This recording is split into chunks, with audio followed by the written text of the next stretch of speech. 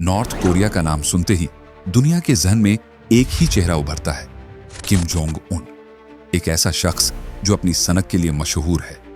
दुनिया के तमाम ताकतवर देश भी उससे भिड़ने से पहले 10 बार सोचते हैं। वजह उसकी मिसाइलें नहीं, उसका मिजाज है, उसका वो पागलपन जो उसे किसी भी हद तक जाने से नहीं रोकता। अब दूसरी तरफ उसी देश की आवाम, भूख से बिलबिलाते लोग। हालत ऐसी कि पेट भरने के लिए चूहे, सांप और कीड़े मकोड़े तक खाना पड़ता है। सोचिए, एक तरफ राजा जश्न में डूबा है और दूसरी तरफ उसकी प्रजा जान बचाने के लिए जहर निगल रही है। पर किम जोंग उनको इससे कोई फर्क नहीं पड़ता, क्योंकि उसके लिए तो जिंदगी सिर्फ शानो शौकत और ऐशो आराम का नाम है। कभी सुना है मस्तराम मस्ती में और आग लगे बस्ती में। बस यही कहावत उसकी जिंदगी का असली आईना है। तो आज के वीडियो में हम आपको बताएंगे कि आखिर किम जोंग उनके 24 घंटे कैसे बीतते हैं और उसकी लाइफस्टाइल पर हर रोज नॉर्थ कोरिया की आवाम के करोड़ों कैसे स्वाहा हो जाते हैं। हां, आपने सही सुना, सिर्फ एक दिन में करोड़ों।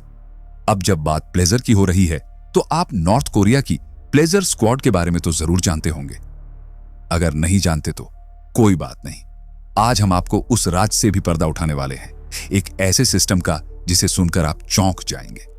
तो आइए शुरू करते हैं किम जोंग उनकी उस सुबह से, जो सूरज की पहली किरण के साथ नहीं, यूरोप से मंगाए गए महंगे बेडशीट और सुपर एक्सपेंसिव मैट्रेस के आराम से शुरू होती है। उसका पलंग किसी आम फर्नीचर शॉप से नहीं, खास विदेशी लकड़ियों से बना होता है और बिस्तर पर बिछने वाली चादरें तक हजारों डॉलर की होती हैं। कहा जाता है कि हर रात वो उसी आलीशान बिस्तर पर चैन की नींद सोता है, जहां आम आदमी की नींद शायद महंगाई के बोझ से उड़ चुकी हो। अब देखिए ना, ये सब सुनते हुए आपको भी लग रहा होगा, भाई साहब ये तो किसी फिल्म का विलेन लग रहा है। लेकिन नहीं, ये रियल लाइफ का किरदार है और इसी का नाम है किम जोंग उन।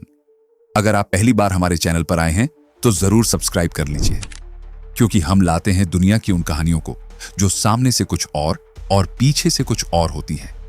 और हां, घंटी का बटन दबाना न भूलिए ताकि कोई भी कहानी आपसे मिस न हो जाए। तो अब चलिए झांकते हैं उस सुबह में, जो दुनिया के सबसे रहस्यमय और तानाशाही अंदाज में शुरू होती है। सुबह के वक्त जब आम लोग अलार्म की आवाज पर बेमन से उठते हैं, वहीं उत्तर कोरिया के तानाशाह किम जोंग उनकी आंख खुलती है एक अलग ही नजारे के साथ। जैसे ही उनकी नींद खुलती है, सामने खड़ी होती हैं 2 बेहद खूबसूरत लड़कियां। उनकी ड्यूटी यही होती है कि बॉस के जागने से पहले ही कमरे में मौजूद रहे, और जैसे ही किम जोंग उन आंखें खोलें, सबसे पहले मीठी मुस्कान के साथ उन्हें गुड मॉर्निंग कहे। इसके बाद शुरू होती है सुबह की असली लग्जरी। किम जोंग उन जैसे ही पलंग से नीचे उतरते हैं तो वो अपने पैरों में जो चप्पल पहनते हैं वो कोई आम चप्पल नहीं होती। ये खास अरब देश से मंगाई गई बेलगा स्टाइल की सुपर प्रीमियम चप्पलें होती हैं, और उन्हें पहनाने का काम भी वही लड़कियां करती हैं। अब जरा दिल थाम लीजिए, क्योंकि इन चप्पलों की कीमत सुनकर आप चौंक सकते हैं।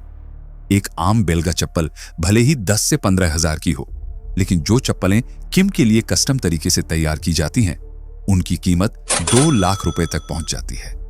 हां, 2 लाख रुपए सिर्फ एक जोड़ी चप्पल पर, और वो भी सिर्फ सुबह सुबह पहनने के लिए। अब आप सोच रहे होंगे, भाई चप्पल तो ठीक है, लेकिन लड़कियों से ही क्यों पहनवाई जाती है? तो सुनिए, एक पुराना किस्सा। एक वक्त था जब किम के रूम में यह काम लड़कों को दिया गया था, लेकिन एक दिन गलती से एक लड़के ने उन्हें उल्टी चप्पल पहना दी। बस वहीं किम का पारा 7वें आसमान पर पहुंच गया। उसने तुरंत उन लड़कों को अपने कमरे से निकाल फेंका। और बात सिर्फ यहीं खत्म नहीं हुई। अगली सुबह से उन लड़कों को किसी ने दोबारा कभी देखा तक नहीं। न वो कहीं काम करते दिखे, न किसी सरकारी रिकॉर्ड में मिले। ऐसा कहा जाता है कि उत्तर कोरिया में गलतियां माफ नहीं की जाती, और उस दिन यह साबित भी हो गया। आप खुद ही सोचिए, जहां एक चप्पल की उलटबाजी पर इंसान गायब हो जाए, वहां की बाकी कहानी कैसी होगी? आपने पुराने जमाने के बादशाहों की कहानियां तो जरूर सुनी होंगी। कैसे उनके महलों में एक खास हिस्सा होता था जिसे हरम कहा जाता था, जहां कई लड़कियों को रखा जाता था। राजा जब चाहे किसी भी लड़की को अपने पास बुला लेता था, और उसकी मर्जी के बिना भी उसे वो सब सहना पड़ता था जो एक आम इंसान सोच भी नहीं सकता। ये बातें अब भले ही इतिहास की किताबों में रह गई हों, लेकिन अफसोस की बात यह है कि कुछ जगहों पर आज भी ये सिलसिला बंद नहीं हुआ है और इसकी सबसे डरावनी मिसाल है उत्तर कोरिया का तानाशाह किम जोंग उन। कहने को तो 20वीं सदी बहुत पीछे छूट चुकी है, लेकिन किम जोंग उन आज भी एक ऐसी जिंदगी जीता है जैसे वो किसी और ही युग में अटका हो। उसकी खुशी के लिए बनाई गई एक सीक्रेट यूनिट है जिसे प्लेजर स्क्वाड कहा जाता है। जी हां, ये बात एक अफवाह नहीं बल्कि उन लोगों की जुबानी सामने आई है जो कभी उसके महल की सुरक्षा में तैनात थे। इस स्क्वाड में भर्ती की जाने वाली लड़कियों की उम्र इतनी कम होती है कि सुनकर रूह कांप जाए। इन लड़कियों को खास ट्रेनिंग दी जाती है क्योंकि उन्हें तानाशाह की सेवा के लिए तैयार किया जाता है। किम जब चाहे जिसको चाहे अपने पास बुलवा लेता है और जिसे चुन लिया उसकी जिंदगी वैसी कभी नहीं रहती। तुम्हें बुलाया गया है, यह शब्द सुनते ही लड़की की दुनिया थम जाती है क्योंकि वो जानती है कि उसके आगे जो रात आने वाली है वो शायद उसकी जिंदगी की सबसे लंबी और डरावनी रात होगी। लेकिन मसला सिर्फ उस लड़की तक सीमित नहीं होता। अगर तानाशाह को जरा भी कोई बात पसंद नहीं आई तो न सिर्फ उस लड़की की जिंदगी तबाह होती है बल्कि उसके पूरे परिवार का नाम तक मिटा दिया जाता है। उत्तर कोरिया में सत्ता के खिलाफ खड़ा होना मतलब अपने पूरे वजूद से हाथ धो बैठना। अब सोचिए, जब ये बातें एक सैनिक ने दुनिया के सामने लाने की कोशिश की तो तानाशाह ने क्या किया। कहा जाता है कि उस सैनिक को पकड़वाकर अपने महल के अंदर मौजूद शार्क टैंक में फेंकवा दिया गया। हां, एक जीते जागते इंसान को शार्क के आगे ऐसे फेंक दिया गया जैसे किसी फिल्म में विलन करता है। लेकिन यह कोई फिल्म नहीं थी, ये रियल लाइफ था और यह काम किया था किम जोंग उन ने। अब आप खुद समझ सकते हैं कि जिस देश का शासक ऐसी सोच और ऐसी करतूतें रखता हो वहां आम इंसान की जिंदगी कितनी बेबस होगी। किम जोंग उनकी जिंदगी को अगर एक लाइन में बयां किया जाए तो वो होगी शाही ठाठ, औरतों की भरमार और फैसलों में खुदा जैसी खुदमुख्तारी। उसके आलीशान महल में काम करने वाली लड़कियां सिर्फ डेकोरेशन का हिस्सा नहीं है बल्कि उन्हें एक खास मकसद के लिए रखा गया है, तानाशाह के हर मूड, हर ख्वाहिश, हर पल का हिस्सा बनने के लिए।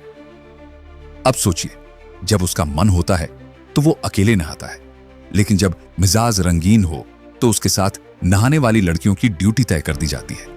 वो उसे नहलाती हैं, सॉफ्ट तौलिए से पोंछती हैं और फिर बारी आती है कपड़े पहनाने की। जी हां, कपड़े भी कोई साधारण नहीं होते। हर दिन स्पेशल पोशाक जिसे खास डिजाइनरों से सिलवाया जाता है और पहनाने का काम भी उन्हीं लड़कियों का होता है। यह पूरी प्रक्रिया एक रॉयल रिवाज जैसी होती है, मानो कोई राजा दरबार सजाकर तैयार हो रहा हो। इसके बाद तानाशाह बढ़ता है अपने नाश्ते की तरफ। एक भव्य डाइनिंग टेबल उसकी प्रतीक्षा कर रही होती है जो किसी आम टेबल की तरह नहीं बल्कि मिस्र से इंपोर्ट की गई है। उस पर लगी होती है चमचमाती प्लेटिनम की प्लेट जो उसकी रॉयल पसंद का हिस्सा है। नाश्ते में वह आमतौर पर उबला अंडा, स्पेशल ग्रिल्ड मछली और ताजा जूस लेता है। सुनने में सादा लगता है पर तैयारी वैसी होती है जैसे किसी सम्राट के भोज की। फिर आता है रूटीन वर्क का समय। मजे की बात यह है कि तानाशाह किसी से राय नहीं लेता। जो मैंने कह दिया वही होगा। उसकी पॉलिसी बस इतनी सी है, ना मंत्री ना सलाहकार, वो खुद ही सरकार है और खुद ही सिस्टम। दोपहर में जब लंच टाइम आता है तब भी उसकी थाली में दिखती है खास पसंद, हल्का भोजन, ड्राई फ्रूट्स, मिला जुला हेल्दी फूड और आखिर में एक खास किस्म की चॉकलेट। हर चीज उसके मूड के हिसाब से तय होती है। खाना खत्म होने के बाद कम से कम 2 से 3 घंटे की नींद उसकी दिनचर्या का हिस्सा होती है। लेकिन इस नींद के दौरान अगर कोई भी उसे डिस्टर्ब करता है तो उसके लिए सजा तय है, चाहे इमरजेंसी ही क्यों ना हो। किसी की हिम्मत नहीं कि उसे उठाए। जब तानाशाह उठता है तो फिर शाम का शेड्यूल शुरू होता है। कुछ आधिकारिक मीटिंग्स, योजनाएं और कभी-कभी किसी खास इवेंट में शिरकत, यही उसका अगला हिस्सा होता है। लेकिन असली कहानी तो इस शेड्यूल के अंदर छिपी है, क्योंकि अगर रास्ते में किसी प्रोग्राम में या महज किसी वीडियो फुटेज में भी उसे कोई लड़की पसंद आ जाए तो कहानी मोड़ ले लेती है। बस उसके बाद एक ही मिशन होता है, उसे महल तक लाओ। कहानी यहीं से शुरू होती है। तानाशाह सबसे पहले अपने अधिकारियों को इशारा करता है, फिर उस लड़की की सारी जानकारी जुटाई जाती है, परिवार, उम्र, पृष्ठभूमि, सब कुछ। इसके बाद उसे एक सरकारी नौकरी का ऑफर दिया जाता है। फिर बहाने से उसे किम जोंग उनके पास रहने, काम करने के लिए बुलाया जाता है। और एक बार जब वो महल के अंदर आ जाती है तो आगे की कहानी बताने की जरूरत शायद नहीं, एक बार जो उसकी नजर में आ गई, फिर चाहकर भी नहीं निकल पाई। उत्तर कोरिया में किम जोंग उन को सिर्फ एक नेता नहीं, बल्कि एक जीवित भगवान की तरह देखा जाता है।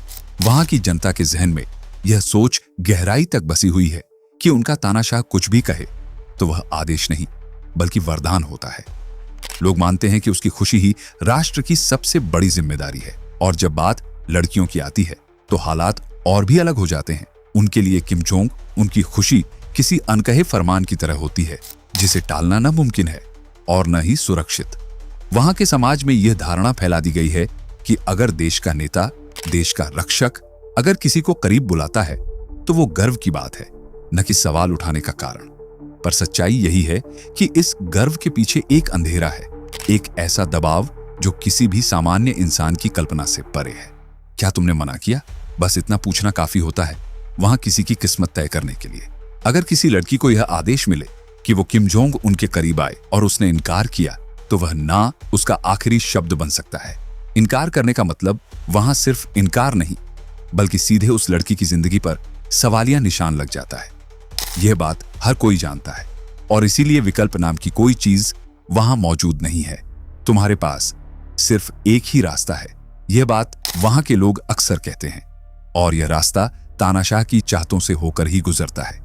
लड़कियां ये सब जानती हैं, फिर भी चुप हैं, क्योंकि वहां बोलने की कीमत इतनी भारी है कि ज्यादातर लोग खामोश रहना ही बेहतर समझते हैं।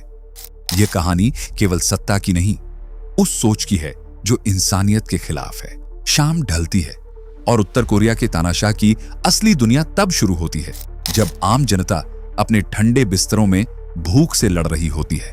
लेकिन तानाशाह की रातें दुनिया की सबसे रंगीन रातों में गिनी जाती हैं। आपको जानकर हैरानी होगी कि जहां एक तरफ देश आर्थिक बर्बादी की कगार पर है, वहीं दूसरी ओर किम जोंग, उनकी लाइफस्टाइल दुनिया के सबसे अमीर और अय्याश शासकों जैसी है। उत्तर कोरिया का असली कमाई का जरिया क्या है? साधारण जवाब है, कुछ भी वैध नहीं। चीनी मीडिया की रिपोर्ट्स बताती हैं कि उत्तर कोरिया पूरी दुनिया में एक छुपे हुए स्मगलिंग नेटवर्क को ऑपरेट करता है। हथियारों की डीलिंग, ड्रग्स की इंटरनेशनल सप्लाई और कुछ गुप्त तकनीकी डील्स, ये सब उस आय का हिस्सा है जिससे किम जोंग उन अपने ऐशो आराम की दुनिया बनाए रखता है। संयुक्त राष्ट्र द्वारा लगाए गए सैंक्शंस ने वैसे भी उत्तर कोरिया की आधिकारिक इकोनॉमी को जकड़ दिया है। ऐसे में बचा है सिर्फ एक रास्ता, शॉर्टकट, और वो भी काले धन का। अब बात करते हैं तानाशाह की रातों की।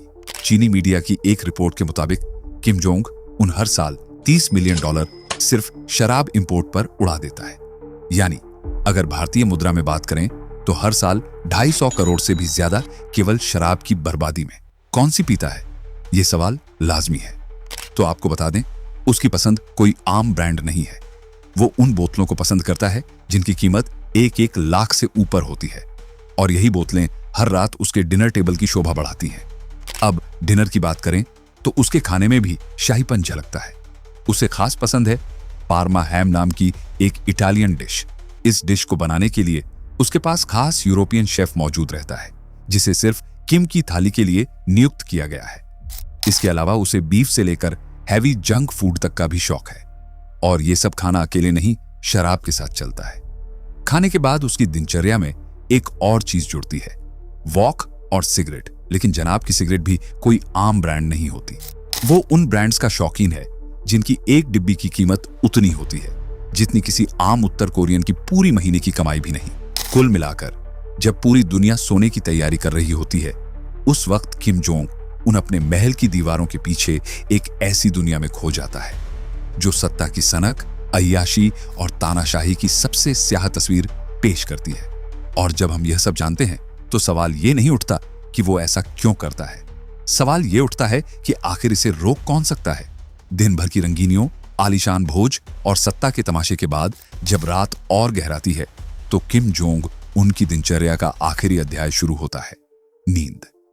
लेकिन ये नींद भी वैसी नहीं जैसी किसी आम इंसान की होती है। वॉकिंग से लौटने के बाद तानाशाह अपने सजे धजे महल के उस हिस्से की तरफ बढ़ता है जहां या तो उसकी पत्नी उसका इंतजार कर रही होती है या फिर उसके निजी स्टाफ द्वारा चयनित की गई वो लड़कियां जो उसकी खुशी का हिस्सा बन चुकी होती हैं। अब ये बात छिपी नहीं है कि किम जोंग उन शादीशुदा हैं। उनकी पत्नी री सोल्जू के साथ 2 बच्चे भी हैं। लेकिन इसके बावजूद वो अपने परिवार के साथ बिताए समय से ज्यादा अपने बनाए सिस्टम में डूबा रहता है, जिस सिस्टम में इंसान को इंसान नहीं उसकी ख्वाहिशों का हिस्सा समझा जाता है। डॉक्टर ने शराब और सिगरेट से दूर रहने की सलाह दी है। यह बात खुद उत्तर कोरियन मीडिया में सामने आ चुकी है, लेकिन तानाशाह की जवाबदेही किसी डॉक्टर, नियम या नसीहत के आगे नहीं झुकती। ये आदतें हैं, छूटती नहीं है। यह कहकर वो हर बार वही करता है जो उसे सुकून देता है, चाहे वो आदतें उसके शरीर को नुकसान पहुंचा रही हों या एक देश की आत्मा को। अब यहां आपसे एक सवाल है, अगर आपको मौका मिले किम जोंग उन जैसी जिंदगी जीने का, तो क्या आप हां कहेंगे या साफ मना कर देंगे? कमेंट बॉक्स में हमें जरूर बताइएगा। लेकिन जवाब देने से पहले जरा एक पल रुकिए और सोचिए उस देश के बारे में जिसकी जनता इस तानाशाही के नीचे हर रोज पिस रही है, जहां के लोग खाने के लिए तरसते हैं, एक वक्त की रोटी जुटाने के लिए पत्ते, चूहे और कीड़े मकोड़े तक खाने को मजबूर हैं। एक ऐसा मुल्क जहां अस्पतालों में दवा नहीं और घरों में उम्मीद नहीं बची। और इस पीड़ा के बीच उसी देश के पैसे से, उसी देश के बच्चों से किम जोंग उन अपनी अय्याशी की दुनिया चला रहा है, जहां लड़कियों को उनकी मर्जी के बिना एक ऐसे साए में ले जाया जाता है जहां से वापसी सिर्फ शरीर की होती है, रूह तो बहुत पहले हार चुकी होती है। अब जरा सोचिए, क्या ये तानाशाही नहीं, इंसानियत के खिलाफ सबसे बड़ा अपराध है? अगर आपको लगता है कि इस सच्चाई को दुनिया तक पहुंचना चाहिए, तो इस वीडियो को लाइक जरूर कीजिए, अपने दोस्तों और परिवार के साथ शेयर कीजिए, ताकि सच्चाई की ये आवाज कहीं दब न जाए। और अगर आप पहली बार इस चैनल पर आए हैं तो सब्सक्राइब जरूर करें, क्योंकि हम हर बार आपके लिए लाते हैं वो कहानियां जो सतह के नीचे दबी हैं और जिनका उजागर होना जरूरी है। फिर मिलेंगे एक और सच, एक और हकीकत के साथ। जय हिंद, जय भारत, वंदे मातरम।